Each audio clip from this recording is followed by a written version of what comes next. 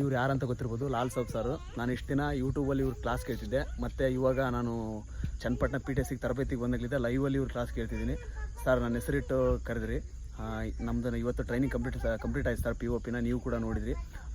ಏನು ಹೇಳ್ತೀರಾ ಸರ್ ನಮ್ಮ ಬಗ್ಗೆ? ಅಂದರೆ ನಮ್ಮ ನೆಕ್ಸ್ಟ್ ವೃತ್ತಿ ಜೀವನದ ಬಗ್ಗೆ ಏನು ಹೇಳ್ತೀರಾ ಸರ್? ನಾವು ಯಾವ ಥರ ಇರಬೇಕಂತ ಸಜೆಷನ್ ಕೊಡಿ ಸರ್. ಮತ್ತು ನೆಕ್ಸ್ಟ್ ಇವತ್ತು ಎಕ್ಸಾಮ್ ಕಾಲ್ಫಾರ್ಮ್ ಆಗುತ್ತೆ ಸರ್, ಅವ್ರಿಗೂ ಏನಾದರೂ ಇದೆ ಹೇಳಿ ಸರ್.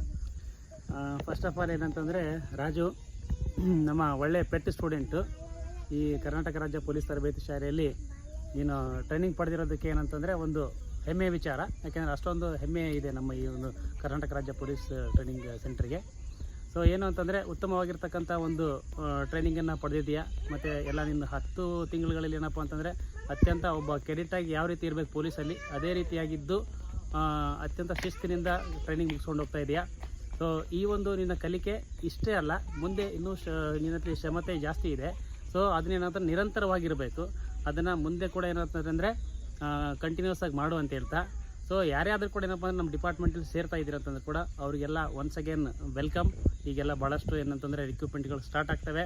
ಇವತ್ತು ತಾನೇ ಏನಂದರೆ ಅತ್ಯಂತ ಯಶಸ್ವಿಯಾಗಿ ಪರೇಡನ್ನು ಮುಗಿಸಿದ್ದೀರಾ. ನಮ್ಮ ಮಾನ್ಯ ADGP ಸಾಹೇಬರು ಆಗಿರ್ತಕ್ಕಂಥ ಅಲೋಕ್ ಕುಮಾರ್ ಸಾಹೇಬರು ಕೂಡ ಅತ್ಯಂತ ಚೆನ್ನಾಗಿ ಪ್ರಶಂಸೆ ಮಾಡಿದ್ದಾರೆ. ಸೊ ಮಳೆ ಬಂದರೂ ಕೂಡ ಏನಂತಂದರೆ ಒಂದು ಉತ್ತಮ ರೀತಿಯಿಂದ ಪರೇಡ್ ಕಂಪ್ಲೀಟ್ ಮಾಡಿದ್ದೀರಾ. ಸೊ ನಿಮಗೆ ನಿಮ್ಮ ವೃತ್ತಿ ಜೀವನಕ್ಕೂ ಒಳ್ಳೆಯದಾಗಲಿ ಅಂತ ಹೇಳ್ತಾ ನಮಸ್ಕಾರ. Thank you so much sir.